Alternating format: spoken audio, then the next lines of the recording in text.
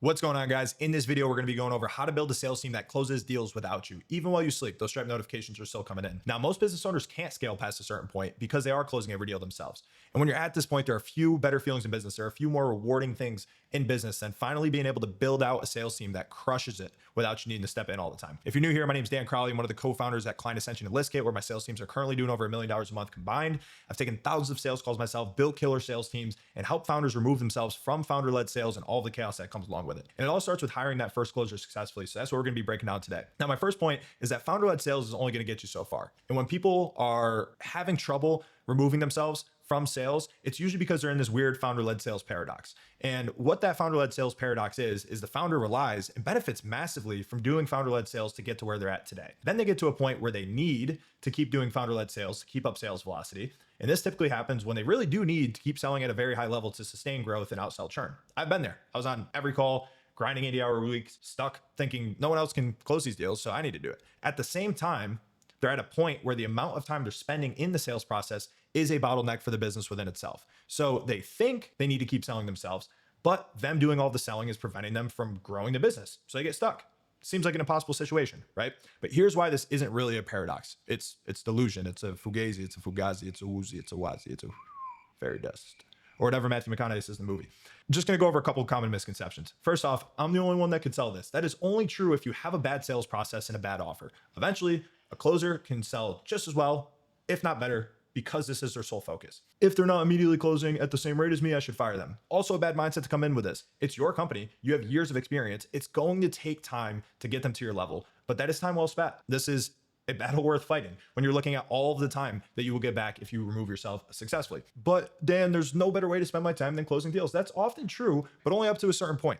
Once you're at the point where people have to book a meeting too far out to even talk to you, you can't follow up properly, or your business is lacking basic things like another offer to increase your LTV, which you need to do, or more lead flow to outsell your churn and hit the goals that you ultimately have, your time is now better spent elsewhere. Now, you really have no other choice, right? You can only take so many calls a day. Therefore, you can only close so many clients. It's just math. If you have goals that exceed what you can do with the math when you're looking at it objectively, you need to do this. If your plan is to grow a multi-million-dollar business, like I said, you're going to need to cross this bridge at some point. And because of the potential growth that it can unlock if you do it right, I'd recommend doing it as soon as you can responsibly. And I'll talk about what that looks like in a minute.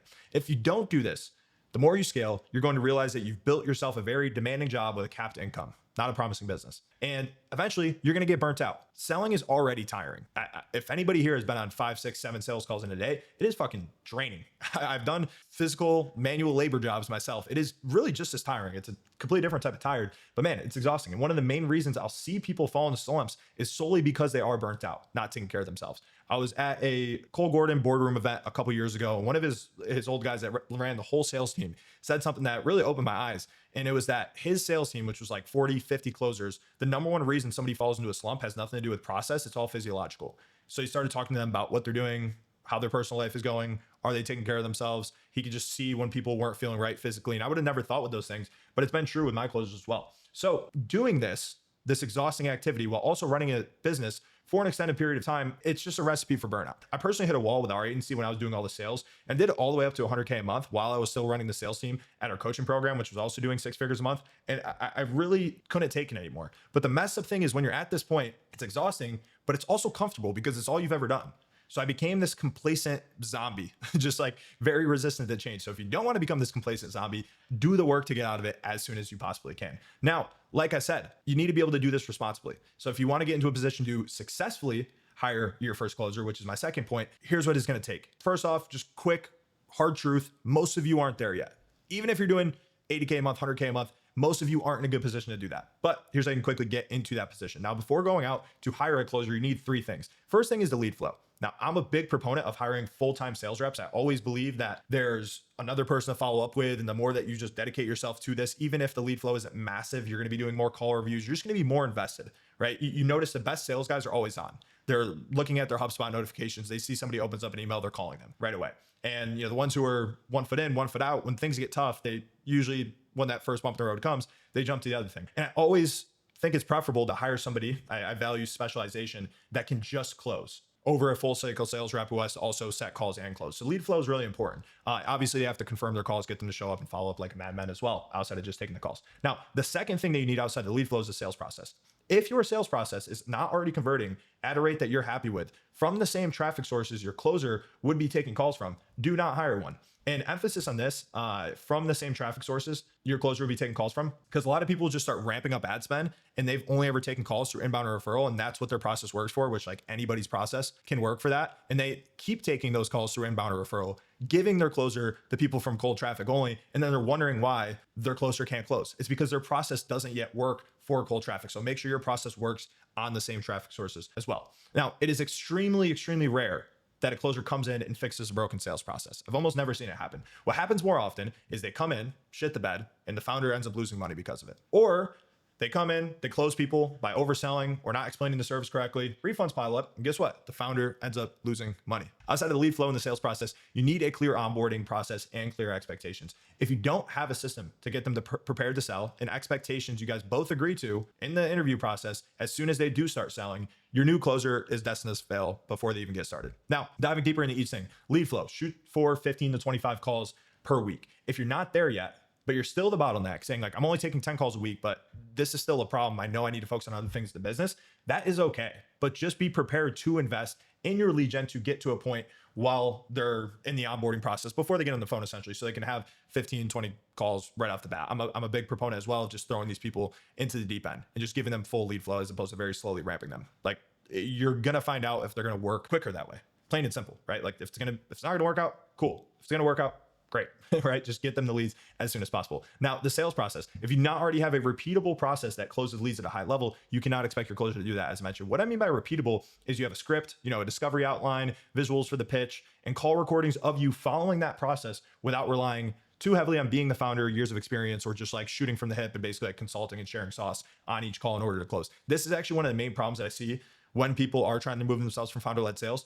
All of their call recordings are just coming from like 5+ years of experience, and they're just able to diagnose a prospect's problems at a level that a closer will not be able to because they don't have the same 5 years of experience. So like, Dan, I don't know what's going on. I'm closing, same leads, same process, but the closer isn't. Then I watch one call recording. I'm like, dude, none of this stuff is repeatable, right? You have to take what you've learned, even if it's like feeding your closer all the case studies that you guys have ever had so he can remember them and pull them out of his ass at the same time as the way that you can, or teach him like how to diagnose certain problems the same way that you can. It needs to be repeatable, right? And with clear onboarding expectations, your script, call recordings, and meeting cadence will be the backbone of your onboarding process. Outside of that, you're going to need information about your company, your offer, your success stories, as I just talked about, and assets for what people ask about on the calls. Quick, easy hack, just use AI to analyze transcripts to find out what people are asking about. And the more third-party assets, the more fucking Gamma docs, excuse my language, the more decks, the more visuals to support whatever they're going to be answering questions about, the better. Now, assuming your process is working at a high level, and you'll know if it is, right? It's like, okay, with this rate, if I was to bring on a closer and they're doing the same thing, awesome. Then the expectation should be that they perform at 80% of your performance, which means that if you're at a 40% close rate, their KPI should be a 32% close rate. And why? It's because there's an inherent advantage that you have doing founder-led sales that they're not going to have. Like eventually they can get to this level, but that would not be the expectation off the bat. Now, if they don't get to at least half KPI, so that'd be 16% in this example, in the first 2 weeks or the first 20 live calls, they should be let go immediately, especially in a commission-based role, which we're going to talk about the compensation in a bit. 99% of the time, or maybe not 99% of the time, but 80% plus. If they don't make it through that initial onboarding phase, you're going to end up spending too much time, losing a lot of leads because of it. And they're also not going to be happy because it's a commission-based role. They're not making money either. You're better off just parting your separate ways at that point. And this should be communicated up front. This is something I tell people in the onboarding process or in the interview process. Like, hey, this is where we need to get to make sure that we want to continue on this road. And then we'll work to get up to full KPI immediately. And obviously, if they can't get up to full KPI, you pip them, they don't respond, you fire them. Now, once they make it past the initial onboarding phase, like I said, you're scaling the full KPI, which is in this example, 32% close rate and similar cash collected numbers that you're seeing. You have to have a cash collected KPI as well, just to ensure that they're not slinging super small deals just to boost their close rate.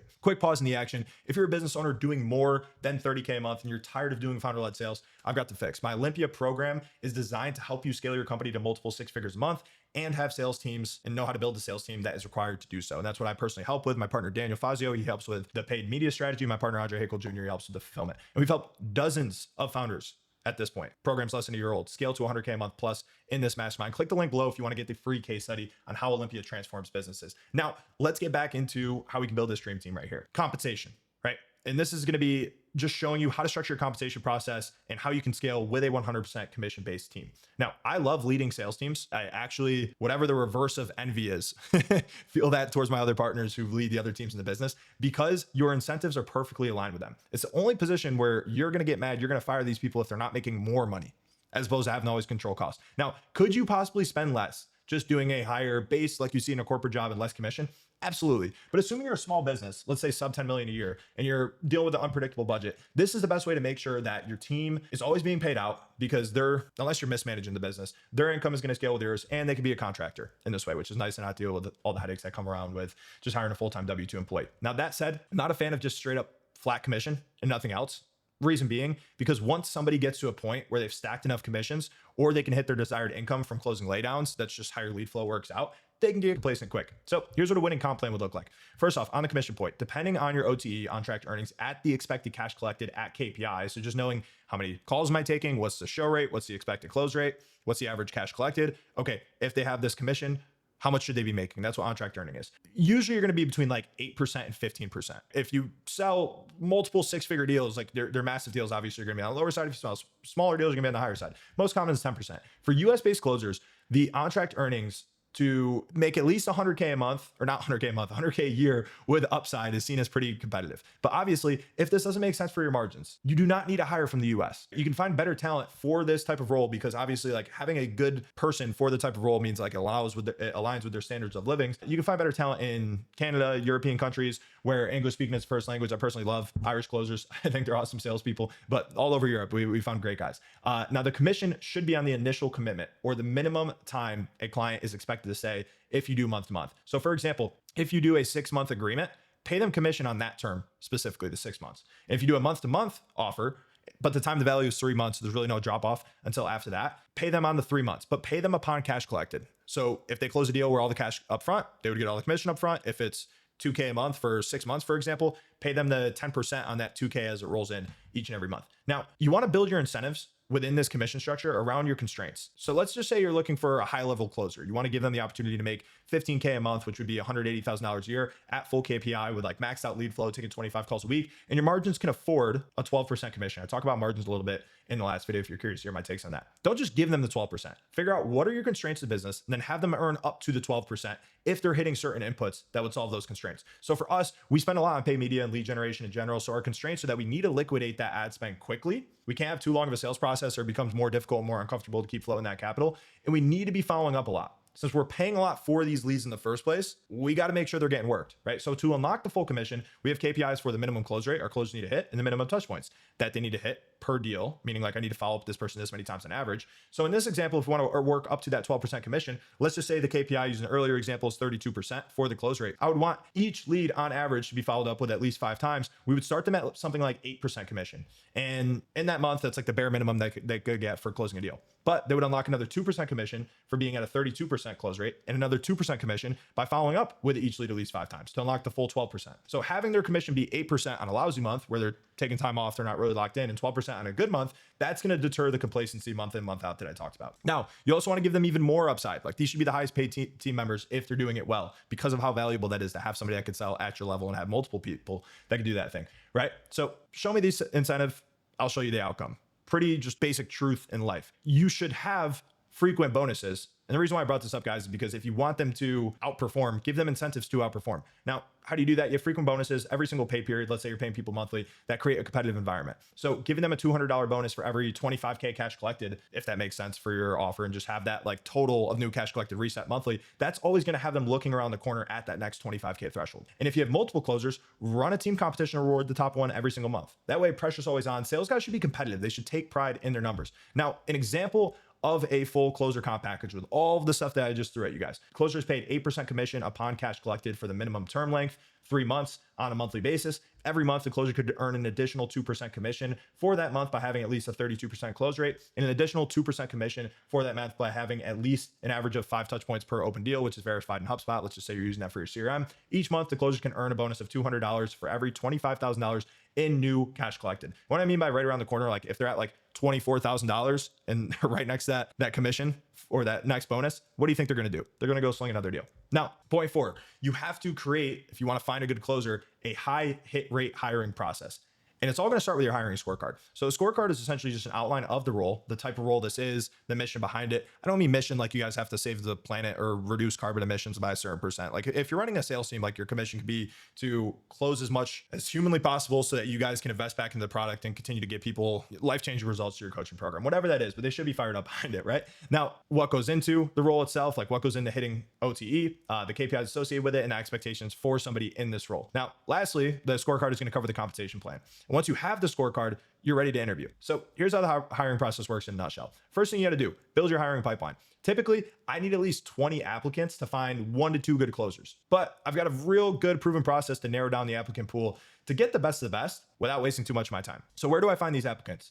In this order. First place is our network. I'm very blessed to have partners that have a good personal brand, and we're just connected to a lot of people. We run a community. We have great team members who we're going to our team members, asking them if they have anybody in mind for the role. I have a lot of friends in business just after doing this for a long enough time. And even our clients, like our happy clients, will sometimes go to them and ask if they have anybody in mind for this role and just blast that application anywhere else. Second would probably be trained communities and staffing agencies or recruiting agencies. A lot of times, like these sales communities, we just happen to know these people, but even if you don't, you can oftentimes just share a role. And if it seems like a good role, they're happy to share it with their people because they're providing value to the closers that they're training by having a way for them to get a new commission-based role if they're in the market for that. Now, job postings like traditional, Indeed, LinkedIn, that's probably the third. I almost always get enough from network or the trained communities to never really have to go here. And this is really nice because like if you're utilizing your network and telling people what you're looking for, you're using a trained community, you're almost always going to get people that have some experience. And that's my next point, which is I can't stress this enough. You need to have an effective application. So for a closer, experience should be a requirement. Can you ascend a closer that has no experience, make them a killer? Sure. Is the most effective way to go about it? No, especially if you don't have good internal sales team training. It's a lot easier to just find somebody who's already been through sales training. So what should your application ask about? Their sales training, cash collected, close rate numbers, because there's pretty like standard numbers in the industry where you can look at people and kind of compare them on an apples to apples basis, which is nice. Ask questions to see if this role is aligned with what they're looking for in terms of income. Are they going to be full-time? If that's what you're looking for, how many calls can it take? Things like that. Because let's be honest, if somebody's looking for a $300K a year role and your OTE is $150,000 a year, you're just going to have that friction right off the bat. Of course, you can shoot them an email and try to address it and remedy it, but honestly, usually not worth your time if they're grossly misaligned on what this is. Now, finally, make sure that you have a Loom video in the application. Yes, you can have a Loom video in there that you film, but I'm asking the applicants for a Loom video describing why they'd be a good fit, doing a quick pitch based off the VSL, whatever it may be. I almost always though position it as optional, and then I disqualify all the people that don't do it. And the thought process behind that is if it's something that's optional, I'm finding people that are going above and beyond for me in the sales process or in the interviewing process. And if they're not willing to go above and beyond in the interview process, that's a good signal that they're probably not going to be willing to go above and beyond for me when they are a team member. So I just don't talk to them. Now, of the 20 plus applications, typically I'll want to invite about like 8 to 10 to an interview, just because we're getting our people from our network and train community staffing agencies are usually pretty solid in the first place. This is a pretty high hit rate. So like 20 is like a low conservative number. But with those 8 to 10 that I invite to the interview, here's what the first interview looks like. It's essentially just fit. Are they a good fit for the role to work with us? Are they qualified for it? Alignment. Does this align with what they're looking for, with what I'm looking for in that person? And then just vibes. Like, is this somebody that I want to work with? Personally, I enjoy running our companies. A lot of it is because I enjoy the people that I work with. It sounds like a pretty miserable life working with people that you don't like, that you have to hold your tongue around. So find people that are a good fit culturally as well. And this first call is just your typical interview. It's about 30 minutes. You're questioning them on their experience, why they're interested in the role, what makes them think they'd be a good fit. You're giving them a couple hypotheticals. Don't ask dumb questions. Like, give them something that actually requires them to use their brain. And then just introducing the scorecard. And by the end of that call, you want to see if this is a role that they would be interested in, and if they are somebody that you would be interested in working with. If yes, invite them to the second call. And usually from like that 8 to 10 on the first interview, about 5 or 6, so a little bit more than 50%, just because I'm picky with the applications in the first place, get invited to that second call. Now, second call is a mock call, and this is necessary 100% of the time. People always ask me, hey, Dan, is this really necessary to do the mock call? I really like this guy after the first one. Yes. And the reason why is because shitty sales reps are still going to be good at the first call. They naturally like talking to people. Like they know how to converse. They probably had a good Loom video. That's why you had them on the first call in the first place. You need to be able to see if they can sell. You need to be able to see if they're going to be able to do their homework and actually put in some work before they start working with you, right? So giving them some prep material like the VSL and the script, that's going to be a good way to see, okay, how serious is this person about this opportunity? And with those 5 to 6 candidates, this is almost always proven because usually 1 or 2 are going to bow out. maybe just because they didn't want to do the work associated with it, or they're like, hey, I actually don't think it's a fit. Cool, saving us both time. Now I'm left with 3 to 5 mock calls completed, and having at least this much volume is great for comparison, because your sales process, the first go around when you're hiring a closer, it's not going to be perfect, but with 3 to 5 mock calls under your belt, you're going to be able to see where the candidates are at in relation to the other candidates, which is going to be really helpful. You're probably going to see one emerge as a winner. Now, after that, it's decision time. I'm almost always in a situation after 3 to 5 mock calls, because I did the first 2 calls correctly, where there's one clear winner. And if I'm lucky, I have 2 candidates that I'm fired up about. Now, if you have the lead flow for 2, great, bring them both on. If not, I'm usually a fan of just bringing on one guy. I don't like the 2 people competing for like a very limited amount of leads, because then it's just hard to go through the testing phase. But yeah, absolutely. If you want to have a competitive environment, you have the lead flow, bring on 2 at the same time, have them compete against each other and have them, learn together. It's nice to have somebody to go through the onboarding process with. Now, when I make my decision, it's pretty simple. I just call up the candidate, reiterate the expectations, share the timeline for the onboarding, ask if they're ready to go. And if they are, cool, send them over the contractor agreement and the next steps for the onboarding, literally on that call right away. Now, first ever 100% CTA. This applies to everybody that's on this video today. It's very, very simple. I'm going to be coming to you with legitimate, real, uncut, profound value every single week, and I don't want you to miss it. So if you're getting value from this, hit that subscribe button. I'll wait. Part of sales is being very comfortable with silence. So just take a second, but not too comfortable with silence. So let's wrap this up with one more critical step. Now, you got to become an A+ leader, because you're not a closer anymore, you're a leader. And A+ leaders are who A players want to work with. So congrats, you removed yourself from the closer role. Now you're in a leadership role. Now, this was a transition that, like many things, was definitely the hardest the first time around. Like, I still sell on new offers for the first couple of weeks just to test it out, and for our mastermind offer. But for the most part, I've been removed from taking multiple sales calls a day for the better part of 2 years. Still, there's a lot that goes into my role. I'm not just on vacation. I'm filming a YouTube video at midnight right now. So let's break down what that looks like. This is just gonna be like a very quick crash course. I can make a full video on this, but if you wanna be a good leader, here's the 3 pillars, in my opinion. First off is clear expectations. Unspoken expectations are premeditated resentments. I love that quote. Think about that again. Unspoken expectations are premeditated resentments. If you have all these expectations of what a high performing closer should be doing, and you did not establish that is on you. You premeditated this. This is all your fault. So this is not just about having clear KPIs and making sure that your team always knows where they're at in relation to their KPIs. This is also about having those expectations about what you expect out of that closer in the first place. Now, if you do have clear expectations about how you should show up every day, and you show up the same way that you want your team to, that's going to start to build culture. Now, second thing is just having an effective meeting cadence. So for teams of 3 or less, I typically meet with them 3 times a week for 30 minutes a meeting or so. And for teams of 4 or more, I meet every single day. I just find that it's enough time. Like, if you just kind of boil it down and making sure that like each closer, it doesn't always work this way, because group calls are getting at least like 30 minutes of attention themselves per week for me. Now, what do we discuss in these meetings? KPIs, wins, going over call reviews, updates to the company, sales process, projections, like who are you going to close this week based on a lead flow? How many people are you projecting to close from follow-ups? Give me the names. We'll hold you accountable at the end of the week. How many from new calls, all that good stuff. Mock calls, troubleshooting common objections, new training, a lot of stuff to go through. You should never have an unproductive meeting. Usually unproductive meetings are because you're being lazy before the meeting. And you can just look at this list, write down what you could be talking about, and have a real good meeting. And if you're out of stuff to say at 25 minutes and it's a 30-minute meeting, just get off the phone. Let them go back to calling people. Now, culture and consistency is the last one. It's very easy to lead through easy times. Like, basically the only way that you can mess it up is by taking your foot off the gas and abandoning the work that got you there. But through tough times, you have to preach ownership, especially with sales. Like, it can never be a lead quality issue. It can never be a fulfillment issue. Like, even if that's actually the case, if it's lead quality and fulfillment that's messing things up, you always have to tell your team, like, guys, even if it's delusional, this is the mindset that serves you. And you have to also show that yourself, right? Obviously behind the scenes, you're going to talk to your founder, or, you're going to, figure out the marketing and the fulfillment stuff yourself, but you got to be able to preach ownership. You got to show that to the team that you're on the same page as them. You got to roll up your sleeves, problem solve with your team. And you got to foster that competition on a daily basis. Last but not least, have fun. Sales guys like to celebrate. There's a reason why sales guys are often pictured as degens, because maybe we kind of are, but like, celebrate those wins.